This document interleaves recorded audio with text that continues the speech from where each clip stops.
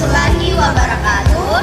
Perkenalkan, kami dari program studi gizi Fakultas Ilmu Kesehatan Universitas Sulawesi Barat yang beranggotakan 5 orang. Yang pertama, Nama saya Alia Lutfi, saya Ayu, dan saya Pujiana Dirjen Pratiwi. saya Jen Monika, dan nama saya Nurul Asriana.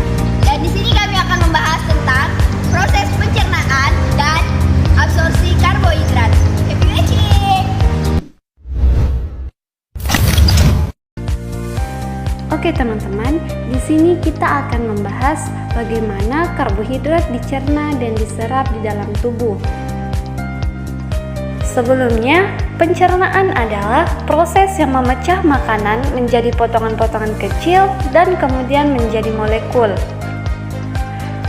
Sedangkan penyerapan adalah proses menyerap nutrisi dalam bentuk molekul ke dalam darah.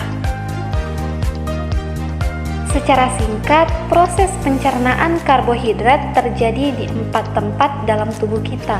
Yang pertama di mulut, kemudian akan berlanjut ke lambung dan usus halus, dan yang terakhir akan berlangsung di usus besar. Saat di dalam mulut, makanan akan diubah menjadi bolus agar mudah ditelan. Selain itu, dalam mulut juga terdapat enzim amilase yang akan memecahkan pati atau amilum menjadi molekul yang lebih sederhana, seperti dextrin dan maltosa. Dari mulut, bolus akan menuju ke lambung. Karbohidrat langsung diterima lambung untuk kemudian diolah dan dicampurkan dengan asam lambung yang bersifat korosif.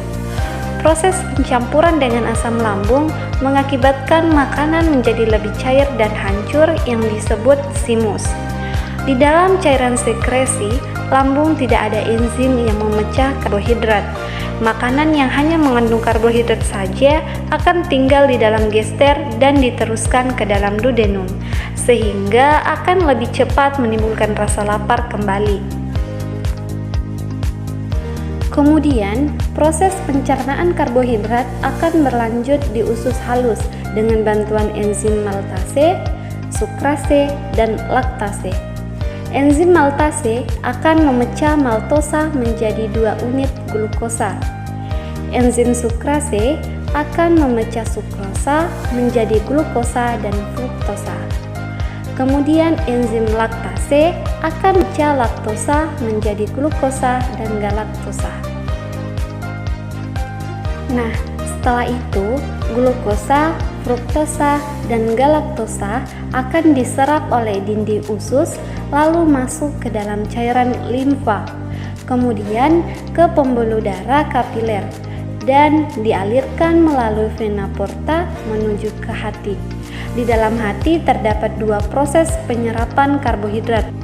Yang pertama, karbohidrat masuk ke dalam aliran darah, dan yang kedua, karbohidrat diubah menjadi glikogen jika jumlah glukosa dalam hati berlebihan. Tahapan yang terakhir terjadi di usus besar. Dalam usus besar terjadi proses fermentasi oleh mikroba, menghasilkan karbon dioksida, hidrogen, metan, dan asam lemak rantai pendek yang mudah menguap seperti asam asetat, asam propionat, dan asam butirat, yang kemudian akan menjadi sumber energi bagi jaringan tubuh. Sementara itu, sisa karbohidrat akan diubah menjadi feses yang akan dikeluarkan oleh tubuh. Nah, jadi seperti itu teman-teman proses pencernaan dan penyerapan karbohidrat di dalam tubuh kita. Sudah lebih paham kan? Terima kasih atas perhatiannya. Wassalamualaikum warahmatullahi wabarakatuh.